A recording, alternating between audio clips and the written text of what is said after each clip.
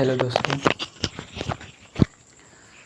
देखो आज का लेक्चर नंबर जो है 3 है और इस लेक्चर में जो है उस टॉपिक को लिया गया है जो प्रकाश के प्रवर्तन को पढ़ रहे हैं और इसमें जो है एनसीईआरटी बेस क्वेश्चन लिया गया है जो कि एग्ज़ाम में या ज़्यादातर आने की संभावना रहता है। जिसे कोई भी इंसान जो है इसे मैट्रिक लेवल के ही पढ़ता है, तो ये ऐसा चीज़ है कि ये बेसिक है। अगर कोई भी स्टूडेंट आगे पढ़ाई करना चाहते हैं तो बेसिक पहले अपना मजबूत करें। बेसिक मजबूत करने से क्या होता है कि उसका जो है पूरा मतलब 11th में भी पढ़ेगा या तो 12th में भी ये सब्जेक्ट काम देता है। तो पढ़ने से देखो कोई भी सब्जेक्ट डीप लेवल पढ़ने से फ़ायदा होता है कि जिस कंपटीशन लेवल तक भी जा सकता है। तो ये स्टूडेंट पर निर्भर करता है कि वो किस तरीक़ा से पढ़ता है। तो देखो अब स्टार्ट करते हैं कि समतल दर्पण। जैसे समतल दर्पण होता है, हम लोग जिसे आईना देखते हैं तो आईना में जिस तरह का चेहरा बनता है, अगर जैसा चेहरा रहेगा वैसा ही दिखेगा समतल दर्पण में। तो उसी के बारे में पढ़ना है कि जब सूर्य के प्रकाश समतल दर्पण पड़ता है तो सीधा ही जिस मतलब हुआ कि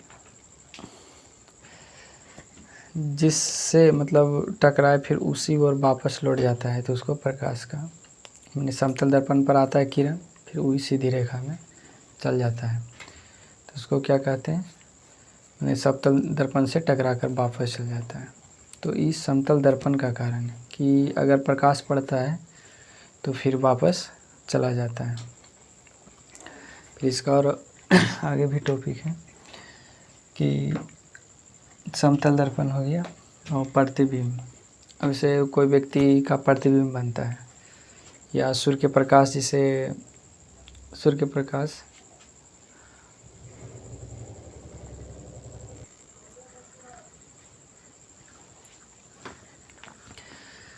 तो देखो क्या होता है कि जैसे किसी का प्रतिबिंब बनता है, तो प्रतिबिंब बनता है तो जैसे सूर्य के प्रकाश आया तो ने छाया जिसको कहते हैं, तो उसी को हम लोग इमेज भी कह सकते हैं। जैसे अगर हम खड़ा है तो कोई प्रतिबिंब बन रहा है, तो देखो प्रतिबिंब बन रहा है कि नहीं हाथ का, तो यही हुआ प्रतिबिंब। या तो जैसे हम लोग ये आईना देखते हैं तो आईना में चेहरा जिसे है तो वैसा ही दिखाई देता है। या तो कोई भी इंसान सैलून में जाते हैं बनाने के लिए, तो जिस तरह का व्यक्ति रहता है वैसा आईना में दिखाई देता है, तो उसका वो प्रतिबिंब हुआ। जैसे कोई भी वस्तु का प्रतिबिंब बनना, तो प्रतिबिंब जो है बनता, अब प्रतिबिंब भी 2 तरह का बनता है। एक तो रियल इमेज होता है, एक तो वर्चुअल इमेज होता है। यानी वास्तविक प्रतिबिंब होता है, एक आभासी प्रतिबिंब। तो वास्तविक प्रतिबिंब में क्या होता है कि जिसमें माने वास्तव में वह प्रतिबिंब वैसा ही दिखता है। आभासी प्रतिबिंब में होता है कि जिसे कोई आभास करता है। जैसे हम लोग वास्तविक प्रतिबिंब पर्दे पर प्राप्त करते हैं कि वो डायरेक्ट, और आभासी प्रतिबिंब सिर्फ उसको आभास कर सकते हैं कि वो प्रतिबिंब बन रहा है। फिर इतना समझ गए। उसके बाद इसके आगे में है पार्श्व परिवर्तन। पार्श्व परिवर्तन का मतलब होता है कि अगर जिससे हम लोग मतलब ये साइड वाला उठाते हैं तो लगता है कि ये साइड वाला उठ जाता है। यानी बायां को अगर हम हाथ उठाते हैं तो लग जाता है कि दायां हाथ उठाइए, तो आभास होता है। तो उसी को हम लोग कहते हैं पार्श्व परिवर्तन। और समतल दर्पण की कुछ विशेषता है, तो इस लेक्चर में इतना ही समझना है। और इसे इसको और जिसे बेहतर करने के लिए बुक पढ़ें, बुक में एक लाइन पढ़ें। ये भारतीय भवन को हो या तो एनसीईआरटी हो या बिहार बीटीसी हो, तो तीनों में से कोई एक बुक पढ़ें, वन लाइनर।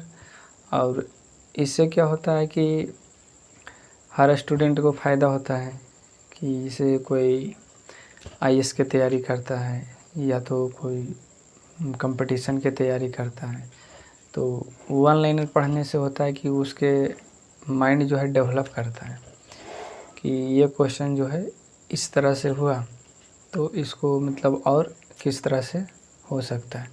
तो एगो अपने से सोचना, एगो किताबी वाला। उसे सब जानता है कि जैसे किताब में कुछ और लिखा रहता है, अपने अगर माइंड से लिखता है तो कुछ और लिखाता है। तो ये सब जो है माइंड डेवलप करने के लिए सबसे बड़ा चीज़ है रीडिंग। तो कोई भी स्टूडेंट को रीडिंग देना बहुत ज़रूरी है। रीडिंग देने से क्या होता है कि उसका माइंड जो डेवलप करता है। अब इसमें क्या करता है कि बहुत सारा स्टूडेंट ऐसा ही मतलब पढ़ता है, सिर्फ जो मास्टर पढ़ा दिए वही पढ़ता है, तो उससे क्या होता है उसका माइंड जो स्थिर रहता है, वो आगे नहीं बढ़ पाता है। तो माइंड डेवलप करने के लिए सबसे बड़ा चीज़ है कि रीडिंग ज़रूर करें, कोई भी बुक हो।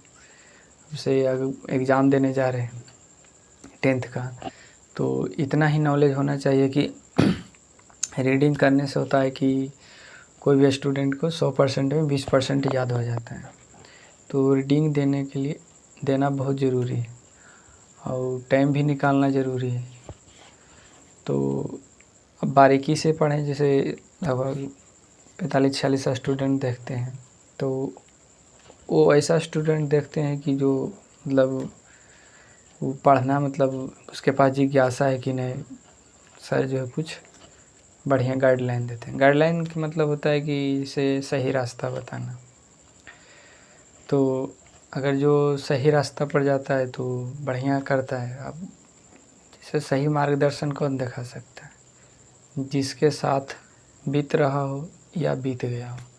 तो हम लोग भी अभी उन्हें तैयारी ही कर रहे हैं, तो जो भी वीडियो देखे मतलब वो सब सही रास्ता पर जाएं, अभी से ही बेसिक मजबूत कर लें। कारण कि इतना कंपटीशन टफ हो गया है कि वही स्टूडेंट कंपटीशन निकाल सकता है जिसका 10th का फिजिक्स, केमिस्ट्री, हिस्ट्री अपने ऑल सब्जेक्ट का ज्ञान डीप लेवल हो। तो डीप लेवल पढ़ना बहुत ज़रूरी है।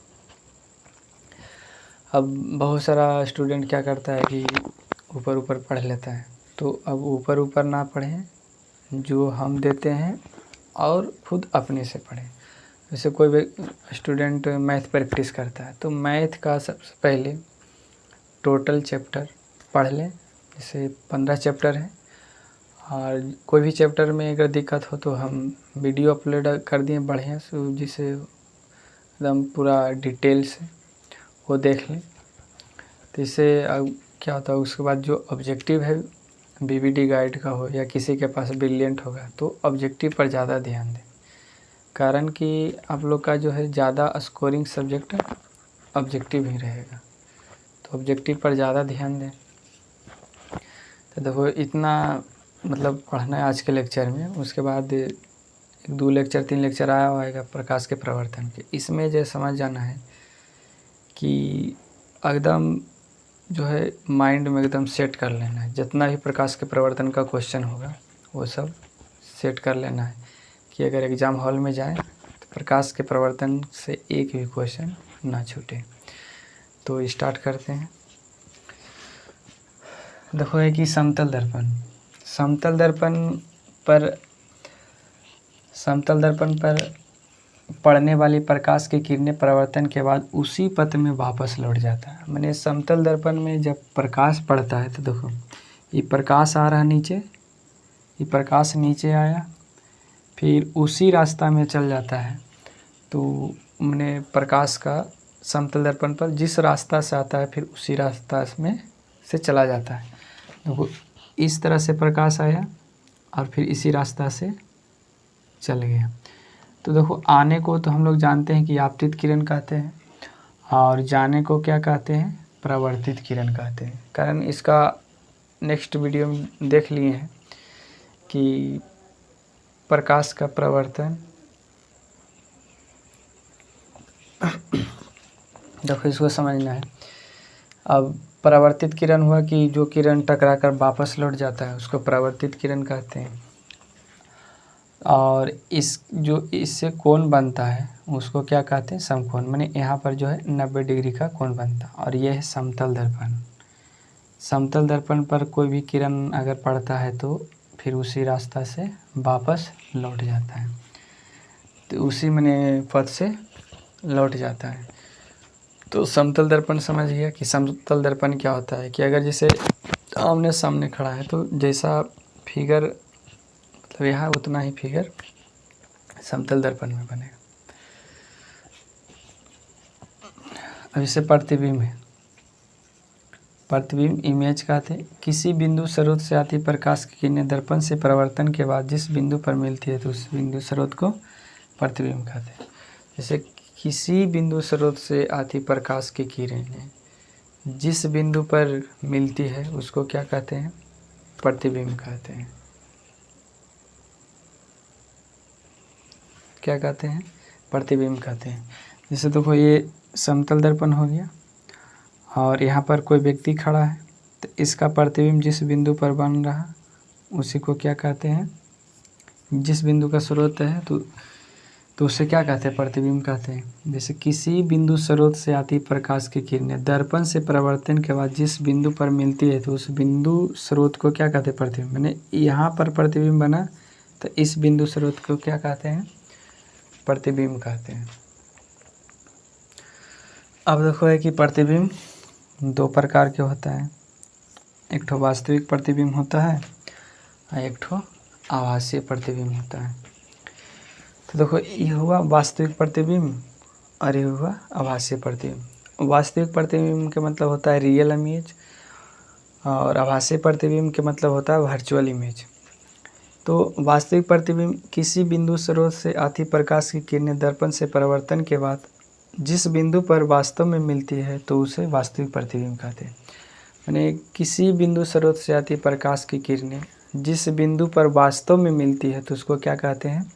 वास्तविक प्रतिबिंब कहते हैं। तो देखो कोई भी चीज़ को याद करने के लिए 3-4 बार रिपीट करना पड़ेगा और इसको कॉपी में लिखें। अब जिस कॉपी में लिखने से क्या होता है कि एक बार तो इसको रिवाइज करने और एक बार लिखने समय याद हो जाएगा। और अगर जो नहीं समझ में आए तो कमेंट में लिखेंगे सर ये चैप्टर मैथ का ये सब्जेक्ट समझ में नहीं आता है, तो वो सब्जेक्ट का बना देंगे, जिससे धीरे धीरे हर सब्जेक्ट का डाल देंगे। अब जैसे ये नहीं समझना है कि आज के लिए पढ़ना है, ये जो है पढ़ना है सब दिन के लिए कि जहाँ तक पढ़ाई करते रहें। ये ऐसा सब्जेक्ट है कि आप लोग के लिए जहाँ तक अगर पढ़ते रहेंगे जहाँ तक ये काम देगा। तो इसलिए हम लोग मेन पॉइंट नहीं लिखा रहे, एकदम वन लाइनर क्वेश्चन है, एक एक लाइन पढ़ के लिखा रहे हैं। अब इससे कहता है ना कि एक ठो होता है दूध, तो दूध को गर्म कर देता है तो उस पर जो छाली पड़ जाता है तो मतलब वही छाली जो है तुम लोग को सिर्फ मिल रहा है, माने सारा खोवा उपला जाता है।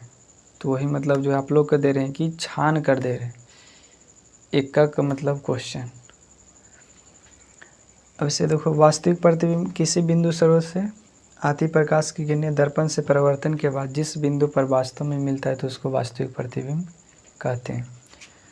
फिर देखो है वास्तविक प्रतिबिंब को पर्दे पर प्राप्त करते हैं। इसको पर्दे पर प्राप्त वस्तु की अपेक्षा उल्टा होता है। जैसे वास्तविक प्रतिबिंब में जो है वस्तु की अपेक्षा क्या होता है? उल्टा होता है। अगर कोई प्रतिबिंब बन रहा है तो वस्तु उल्टा बनेगा, जिसे हम देख रहे हैं तो कोई प्रतिबिंब उल्टा दिखाई देगा। तो हमेशा याद रखना कि वास्तविक प्रतिबिंब पर्दे पर प्राप्त किया जाता है। जैसे अगर कोई फिल्म देखने जाते हैं तो पर्दा पर मारता है तो फिल्म जो है बहुत बड़ा दिखाई देना स्टार्ट कर देता है, माने बहुत बड़ा फिगर दिखाई देना स्टार्ट कर देता है, क्योंकि वो पर्दे पर जो है दिखाया जाता है फिल्म को। तो वास्तविक प्रतिबिंब पर्दे पर प्राप्त किया जाता है। इसमें प्रतिबिंब कैसा बनता है? तो उल्टा बनता है, याद रखना है। अब देखो आभासीय प्रतिबिंब किसी बिंदु स्रोत से आती प्रकाश की किरणें परावर्तन के बाद जिस बिंदु स्रोत से आती हुई प्रतीत होती है तो उसको आभासीय प्रतिबिंब कहते हैं। जैसे किसी बिंदु स्रोत से आती प्रकाश की किरणें परावर्तन के बाद जिस बिंदु से आती हुई प्रतीत होती है तो उसको क्या कहते हैं? आभासीय प्रतिबिंब या वर्चुअल इमेज कहते हैं। जैसे वर्चुअल इमेज, इसमें क्या, इसे पर्दे पर प्राप्त नहीं करते, यानी आभासी प्रतिबिंब को पर्दे पर प्राप्त नहीं कर सकते हैं।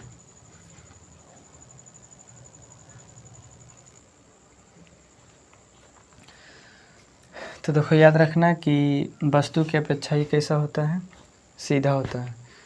यानी आभासी प्रतिबिंब क्या होता है, वस्तु की अपेक्षा सीधा होता है, और वास्तविक प्रतिबिंब में क्या होता है, वस्तु की अपेक्षा उल्टा होता है।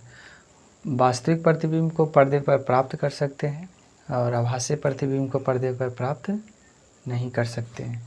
देखो यह आएगा कि आभासी प्रतिबिंब को पर्दे पर प्राप्त कर सकते हैं, तो ऑप्शन में रहेगा नहीं, हाँ, डी में रहेगा इनमें से कोई नहीं, तो नहीं में टिक करना है। हमेशा बिंदु या टूटी ही रेखा जैसा, आभासी प्रतिबिंब हमेशा मतलब बिंदु से जैसा दशा रहेगा, जिसे इस तरह से रहेगा, या टूटी रेखा जैसा आभासी प्रतिबिंब बनता है। अब देखो समतल दर्पण द्वारा प्रतिबिंब बनना, जैसे समतल दर्पण द्वारा प्रतिबिंब बनना, तो देखो ये है आपतित किरण और ये है परावर्तित किरण और ये अभिलंब है और ये समतल दर्पण है।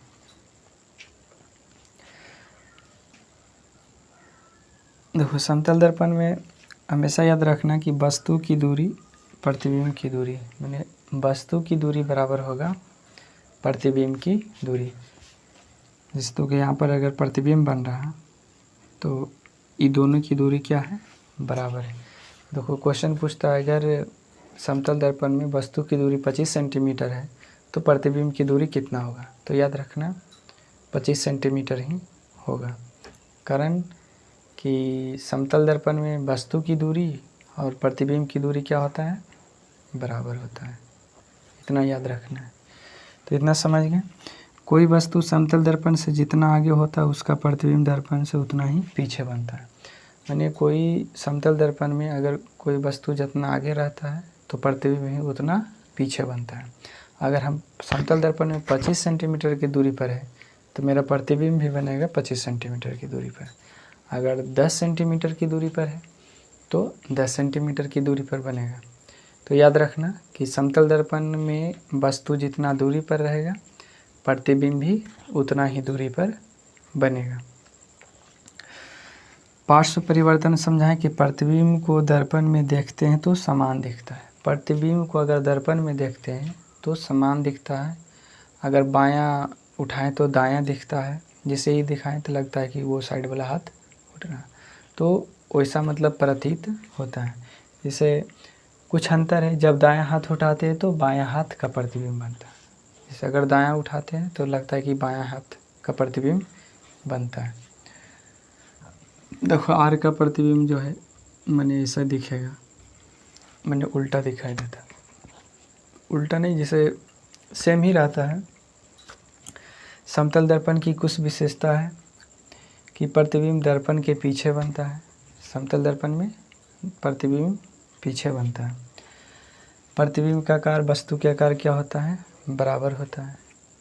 प्रतिबिंब का आकार जो है वस्तु के आकार के क्या होता है, बराबर होता है। और प्रतिबिंब वस्तु की अपेक्षा सीधा बनता है, माने प्रतिबिंब जैसा वस्तु रहेगा वैसा ही प्रतिबिंब बनता है।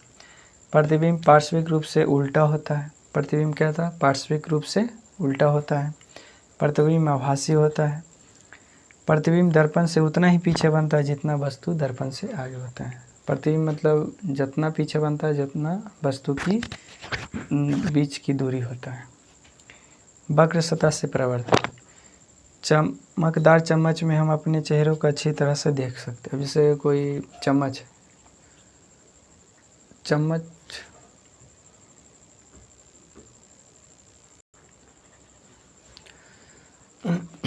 तो देखो वक्र सतह से परावर्तन, जैसे चम्मच इस तरह से रहता है तो अगर चम्मच में चेहरा देखते हैं तो दिखाई देता है, तो इसका मतलब है कि देखते हैं तो दिखाई देता है, उसी को वक्र सतह का परावर्तन कहते हैं, माने रिटर्न हो जाता है। तो कोई भी चमकदार चम्मच होना चाहिए, यानी कि माने उसमें बहुत दिन का चम्मच हो, उसमें मतलब ख़राब दिखता हो, तो चमकदार चम्मच में क्या होता है कि परावर्तन दिखाई देता है। जैसे अगर मोमबत्ती के जला हुआ दिखाई देगा तो लगेगा कि उसमें भी मोमबत्ती जल रहा है। तो वक्र सतह का परिवर्तन हुआ कि अगर वक्र भी रहेगा तो ये जो है गोलीय दर्पण के जैसा काम करता है। जिस तरह से गोलीय दर्पण में कोई फिगर दिखाई देता है तो उस तरह का काम करता है। तो समझ गए कि ये समतल दर्पण माने क्या है कि प्रकाश आता है फिर उसी रास्ता से लौट जाता है। उसके बाद पढ़ लिए प्रतिबिंब। प्रतिबिंब क्या है कि किसी बिंदु स्रोत से आती प्रकाश की किरण जिस बिंदु पर मिलती है तो उसको क्या कहते हैं, प्रतिबिंब कहते हैं। प्रतिबिंब दो प्रकार के होता है, वास्तविक प्रतिबिंब और आभासीय प्रतिबिंब। वास्तविक प्रतिबिंब क्या होता है कि जिस बिंदु स्रोत से आती प्रकाश की किरणें किसी वास्तव में मिलता है तो उसको वास्तविक प्रतिबिंब कहते हैं। आभासीय प्रतिबिंब में जब किसी बिंदु स्रोत से आती प्रकाश की किरणें मिलती हुई प्रतीत होती है तो उसको आभासीय प्रतिबिंब कहते हैं। और पढ़ लिए कि समतल दर्पण द्वारा प्रतिबिंब बना, मैंने समतल दर्पण जितना वस्तु की दूरी होगा उतना ही प्रतिबिंब की दूरी रहेगा। कुछ पार्श्व परिवर्तन का विशेषता है कि समतल दर्पण के पीछे बनता है। दूसरा है कि वस्तु के आकार और प्रतिबिंब के आकार बराबर होता है।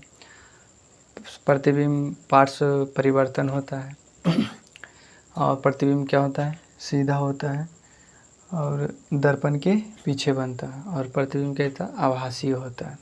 तो ये कुछ विशेषता है, 3-4 को याद रखना है। अगर बाई चांस आ गया एग्जाम में तो लिख देना है। एक खुदुवाद है जिसे प्रतिबिंब का आकार जो है वस्तु के आकार के बराबर होता है।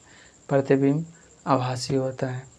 प्रतिबिंब जो है दर्पण के पीछे बनता है। तो ये सब जो है छोटा छोटा चीज़ याद रखना है। तो यहीं तक रहने देते हैं आज का वीडियो। और कल जो आएगा पूरा डिटेल्स गोलीय दर्पण के बारे में आएगा कि गोलीय दर्पण किसे कहते हैं। गोलीय दर्पण में पोल, ध्रुव और ये सब मतलब अक्ष, प्रधान अक्ष, मुख्य अक्ष ये सब समझना है। तो इस लेक्चर में यहीं तक रहने देते और थोड़ा ये भी ध्यान दें कि अपने आप पर भी मतलब गर्व करें कि मेहनत कर रहे हैं। अब जैसे बहुत सारा स्टूडेंट है कि मेहनत करने से भागता है, तो नहीं, मेहनत करें से। अब जैसे मेहनत नहीं करेंगे तो अच्छा मार्क्स नहीं आएगा। तो अच्छा मार्क्स ही आज के डेट में जो है मोटिवेशन करता है। अगर जो स्टूडेंट कम मार्क्स लाता है तो वो हरास हो जाता है। तो नहीं, ज़्यादा बेहतर करने की उम्मीद रखें। और अगर वीडियो अच्छा लगे तो लाइक, शेयर और सब्सक्राइब करें। कारण कि लगभग 50 स्टूडेंट देखते हैं, उसमें से लाइक 1-2 गो आता है। तो अगर अच्छा लगे तो लाइक भी करें। कारण उसी से जो है पता चलता है कि कितना अच्छा हम पढ़ाते हैं। तो रहने देते हैं आज यहीं तक।